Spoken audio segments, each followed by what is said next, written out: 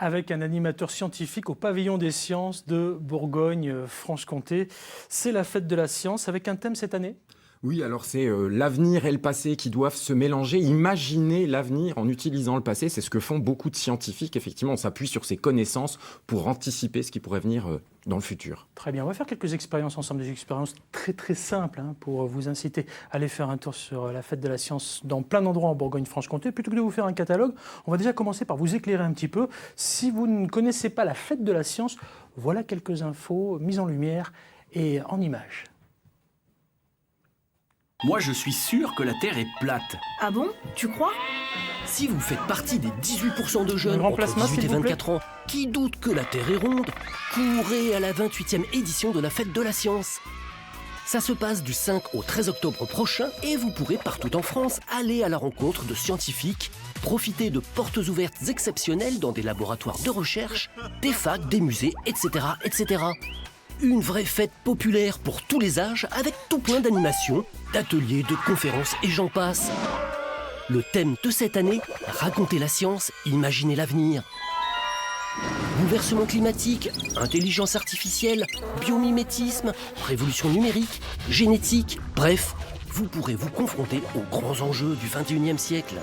Car la science, ça concerne tout le monde. Non, le cerveau masculin n'est pas plus fait pour les sciences que le cerveau féminin. Une idée qui a pourtant la vie dure et qui fait qu'aujourd'hui encore, seulement 40% des scientifiques sont des femmes. Et dans les écoles d'ingénieurs, la proportion de demoiselles tombe carrément à 18%. Alors, on vient s'ouvrir l'esprit et s'échauffer les neurones à la fête de la science ? Alors il ne s'agit pas de vous donner le catalogue complet de toutes les animations, mais plutôt de vous donner envie d'aller picorer quelques bons plans en Bourgogne-Franche-Comté. On pourrait commencer par quoi ? Il y a beaucoup de villages des sciences en fait qui vont se passer alors à Villeneuve-sur-Yonne, à Belfort, à Besançon, à Auxerre. C'est des endroits où on va regrouper en fait alors des chercheurs, des vrais scientifiques qui vont essayer d'expliquer un petit peu quels sont leurs travaux, mais aussi des passionnés, des lycéens, des étudiants qui travaillent un petit peu sur la science, qui ont monté des projets, qui vont venir les présenter au public. Le but c'est d'être vraiment abordable, de parler français. Oui, c'est important science. parce que parfois quand on parle science, on se dit au secours, n'est-ce pas Maxime ? Oui, c'est vrai. Hein, ouais. C'est pas toujours très très évident. Je m'adresse aussi aux vétérinaires. Ah oui. Parfois, quand on amène son animal, vous nous sortez des trucs incroyables et nous on vous regarde. C'est fait pour que vous compreniez rien. C'est pas exagéré non plus. C'est pour ça que sur un plateau télé, on change un petit peu, on essaie d'être un peu plus C'est important abordable. de vulgariser. Mais justement, vous vulgarisez. Hein. Voilà, Oui, le but, c'est c'est pas de- Géo trouve tout derrière ses éprouvettes, qui est parti dans son monde. Non, on est vraiment sur Terre. On fait de la traduction, on essaye de sortir du charabia, alors qui est important, les scientifiques, ils ont un langage technique, il est important pour que eux puissent se comprendre quand ils parlent de choses un petit peu perchées, Ouais. mais pour se mettre à portée du grand public, le but du jeu, c'est de réussir vraiment à traduire ça. Donc certains chercheurs le font avec brio, d'autres ont un petit peu plus de mal, on est là pour les accompagner justement, ils ont même des formations pour ça maintenant, pour devenir abordables auprès du grand public. Puis nous, on est plein d'associations qui font aussi ce travail-là en parallèle. Alors pour finir de convaincre les derniers récalcitrants, finalement, on va jouer à un petit jeu tous les trois, même tous les quatre, pourquoi pas. Allez. La bête peut jouer, il n'y a pas de Allez. souci. Attention, mesdames, vais messieurs, si je vous dis je suis né au Creusot, jusque-là, en Saône-et-Loire, scientifique, spationaute, vous pouvez à tout moment buzzer. Hein. Mais c'est notre ministre, notre Ex-ministre. ancienne ministre de la Ex-ministre. Recherche. Oui. Ah là là, Claudie Aigneret. Oui, femme politique française, deux mandats sous Raffarin, effectivement, ministre de la Recherche et des Nouvelles Technologies et ministre aussi aux Affaires européennes. Ça, on s'en rappelle un petit peu moins. Claudie Aigneret avait envie de nous parler de la fête de la science, donc on s'est dit, tiens, on décroche le téléphone, on branche la caméra et on l'appelle. Claudie. Bonjour, je suis Claudie Aigneret, astronaute de l'Agence spatiale européenne, et j'ai eu la chance de réaliser 2 missions spatiales. En travaillant avec des chercheurs passionnés, avec des ingénieurs bourrés de talents de toute nationalité, pour explorer plus loin, pour préparer l'avenir, des missions vers la Lune, des missions vers Mars. Et puis j'ai eu la chance de voir la planète Terre, planète magnifique et fragile, dont nous sommes responsables. Alors la science, j'en ai toujours été curieuse. Et je sais que la science, la technologie, l'informatique, ça nous donne des pouvoirs pour comprendre et pour agir. Vous aussi, soyez des explorateurs de l'avenir. Explorez les pourquoi, explorez les comment. Soyez curieux, faites-vous plaisir, osez. Imaginez les métiers de demain. Alors on ne finira pas tous astronautes, on est bien d'accord. Non. Néanmoins, ça donne envie, Guillaume. Effectivement, puis c'est un métier qui permet d'aborder plein de sciences différentes. Au départ, Claudie Aigneret, elle a fait des études en médecine, elle a fait de la rhumatologie, et ça l'a amené dans l'espace au bout du compte. Donc voilà, n'importe quelle thématique, on peut en être curieux, et ça peut nous amener, en étant même un simple français lambda à comprendre des choses qui peuvent être très complexes. Voilà, il suffit de se poser des questions et après on peut trouver les réponses. Allez, on va prendre des exemples en Franche-Comté puis en Bourgogne. On commence par la Franche-Comté. Vous nous emmenez où, Guillaume, pour profiter de la fête de la science jusqu'à dimanche? Allez, alors ce week-end en particulier, il y a un gros village des sciences au campus de la Boulois à Besançon. Là, il y a vraiment plein de chercheurs qui vont venir. Et quand je dis chercheurs, on s'imagine souvent le chercheur en blouse blanche dans son laboratoire de biologie ou de chimie. Un chercheur, c'est aussi un géographe qui va faire de la numérisation de terrain, l'utilisation de cartes numériques, de cartographie pour comprendre les mouvements des populations, la façon dont on se déplace dans une ville, dont on se déplace dans un pays. Et c'est des recherches qui vont être présentées là concrètement avec des modèles numériques, avec des maquettes pour expliquer justement le travail des chercheurs en géographie, par exemple. Où précisément en Franche-Comté? Alors, Besançon, ça, vous avez à Belfort... C'est sur le campus? Sur le campus, au campus de la Boulois. À Belfort, c'est à la salle des fêtes. À Villeneuve-sur-Yonne, en centre-ville. Donc là, on part en Bourgogne. Voilà, alors on repart en Bourgogne. Il y a eu un village des sciences à Dijon la semaine dernière. Lui, il est passé, mais il y a encore des choses qui se passent à l'université le week-end prochain. Le festival des sports. Les sports S-P-O-R-E-S, ceux qui éjectent les champignons pour pouvoir se reproduire. C'est des rigolos, hein, les scientifiques. Les scientifiques essayent de faire des jeux de mots.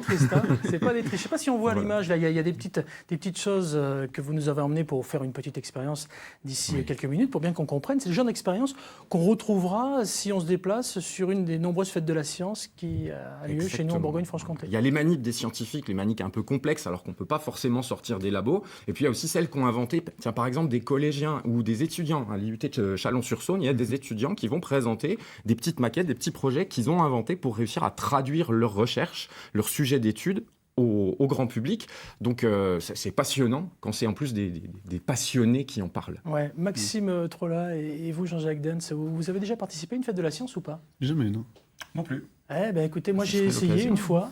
Je suis allé passer une nuit au campus universitaire de Dijon. C'était assez surprenant parce que j'arrivais aussi avec des idées reçues, on ne va pas se le cacher.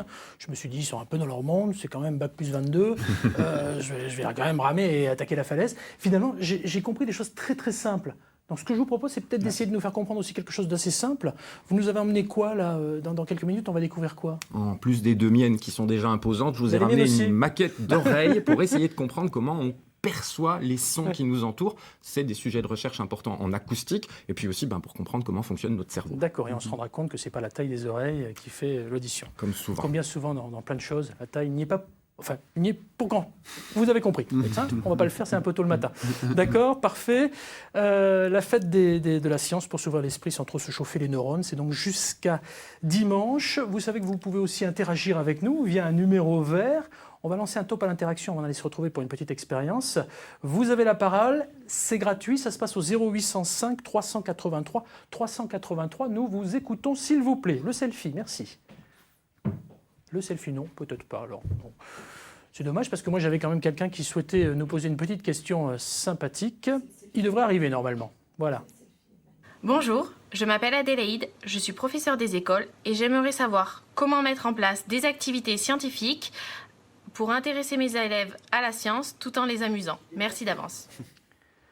Alors, qu'est-ce que vous pouvez dire à Adélaïde pour essayer de l'aider ? La difficulté, c'est que souvent, on imagine qu'il faut du matériel très complexe pour réussir à faire des expériences pour intéresser les enfants ou les plus grands à la science. Alors effectivement, on peut partir de jolies maquettes, par exemple, pour expliquer ce que c'est qu'une oreille. Et ça n'est pas ça. Ça n'est que l'entonnoir qui va capter les sons, le pavillon de l'oreille. Entonnoir qui est prolongé par le tube auditif. Et les sons vont arriver dans quelque chose que tout le monde connaît, qui est un peu étonnant. C'est cette petite membrane de peau tendue en travers du conduit auditif, celle qu'on appelle le tympan. Et son rôle, c'est de capter les sons pour les envoyer ensuite au système qui va traduire ces sons en signaux que le cerveau pourra comprendre. Or, qu'est-ce que c'est qu'un son ? En fait, c'est une vibration de l'air. Alors, pour faire un son, le plus simple, c'est par exemple de taper sur quelque chose. Alors, j'ai ramené un objet assez imposant pour faire du bruit. Alors, je ne sais pas si vous voyez...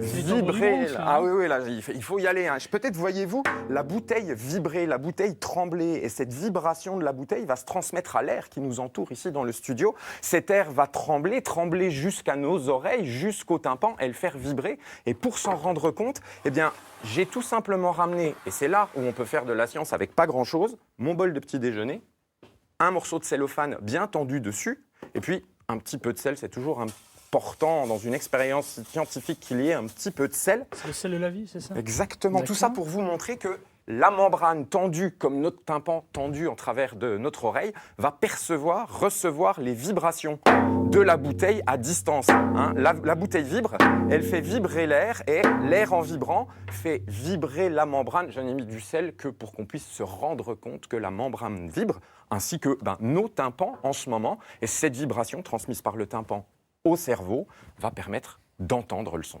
Guillaume, on comprend mieux que quand on a des petits soucis avec son tympan et qu'il est percé notamment, si je fais ça, forcément, là, il n'y a plus de... Catastrophe. Voilà. On a joué au coton-tige, bravo. On ne fait jamais ça. À bannir les cotons-tiges, c'est bien d'aller nettoyer le début du conduit auditif, mais on ne va surtout pas gratouiller au fond.